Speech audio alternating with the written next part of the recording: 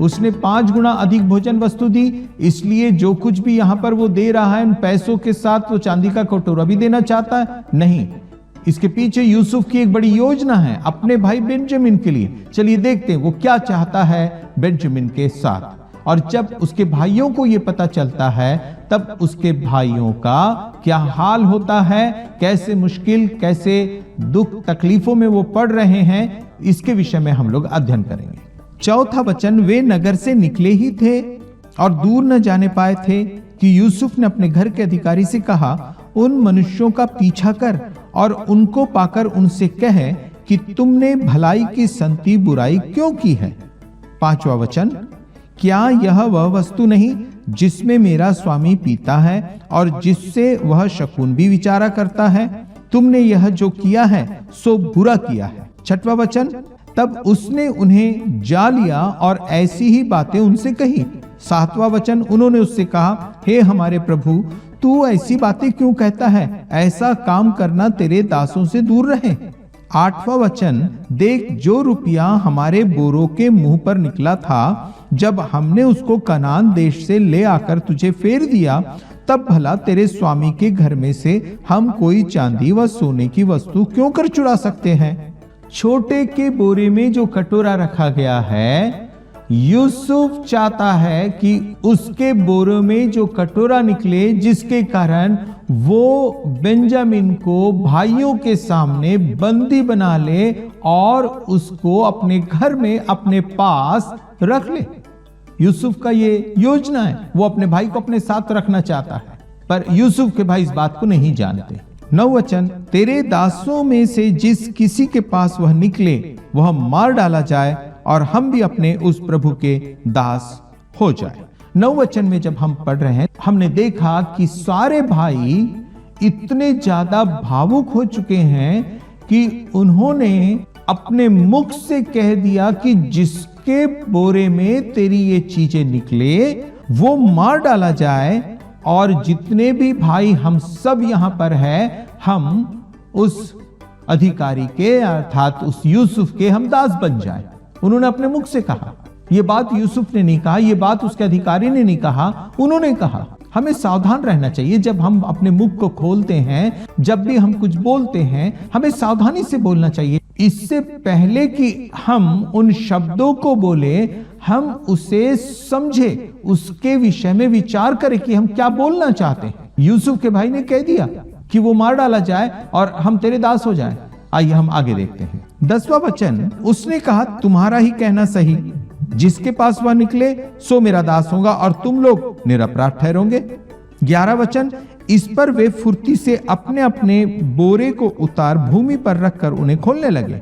12वां वचन, तब वह ढूंढने लगा और बड़े के बोरे से लेकर छोटे के बोरे तक खोज की और कटोरा बेन्यामीन के बोरे में मिला। 13वां वचन, तब उन्होंने अपने अपने वस्त्र फाड़े और अपना अपना गधा लाद कर नगर को लौट गए। 14वां वचन, जब यहूदा और उसके भाई यूसुफ के घर पर पहुंचे और यूसुफ वहीं था, तब वे उसके सामने भूमि पर गिरे। कटोरा बेन्यामीन के बोरे पर निकला। सारे भाई डर गए, सारे भाई घबरा गए। भाइयों ने अपने वस्त्र फाड़े, सीधा यूसुफ के पास में पहुंचे, भूमि पर गिरकर उसको दंडवत किया। शायद अब वो क्षमा की याचना करेंगे, दया की याचना करेंगे। ऐसा क्यों? ऐसा इसलिए क्योंकि याकूब ने कहा था, मैं बेंजामिन को नहीं भेजूंगा। राहेल का ये एक ही निशानी है, चाहे कुछ भी हो जाए।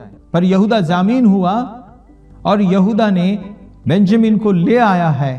अब सब भाइयों की और सबसे ज्यादा यहूदा की जिम्मेदारी है कि वो बेंजामिन को सही सलामत पिता तक पहुंचा दे। अब देखते हैं कि आगे क्या होता है। 15वां वचन, यूसुफ ने उनसे कहा, तुम लोगों ने यह कैसा काम किया है? क्या तुम न जानते थे कि मुझसे मनुष्य शकुन विचारा करता है? यहूदा ने कहा, हम लोग अपने प्रभु से क्या कहें? हम क्या कहकर अपने को निर्दोषी ठहराएं? परमेश्वर ने तेरे दासों के अधर्म को पकड़ लिया है। हम और जिसके पास कटोरा निकला वह भी, हम सब के सब अपने प्रभु के दास ही हैं। यहूदा दया की अपील कर रहा है, अपने भाई बेंजामिन को छुड़ाना चाहते हैं। अगर उनका पिता बेंजामिन को न देखे तो वो जानते हैं कि शायद उसका अंत ही हो जाए, क्योंकि वो यूसुफ के चले जाने के कारण, यूसुफ के विषय में जो खबर याकूब को मिली है कि वो मर चुका है, उसके कारण वो पहले ही बहुत टूट चुका है। यहां सारे के सारे भाई बेंजामिन के प्रति अपने भाई होने के कर्तव्य, अपने फर्ज को, अपने जिम्मेदारी को निभा रहे हैं।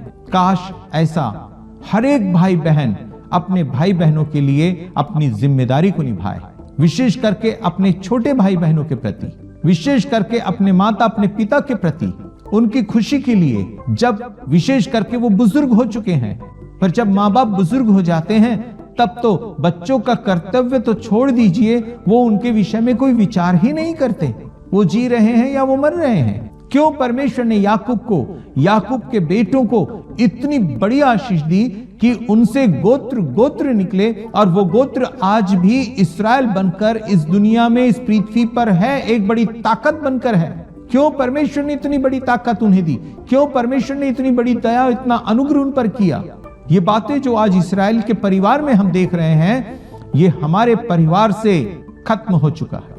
पर इसमें हमें निराश होने की बात नहीं है, हमें पश्चाताप करना चाहिए, हमें फिर से अपने परिवार को रिस्टैब्लिश करना चाहिए, फिर से उसको पुनर्स्थापित करना चाहिए, नए रीति से, नए विचारधाराओं को, नए जिम्मेदारियों को अपने कांधों पर लेकर हमें अपने कदम को आगे बढ़ाना चाहिए।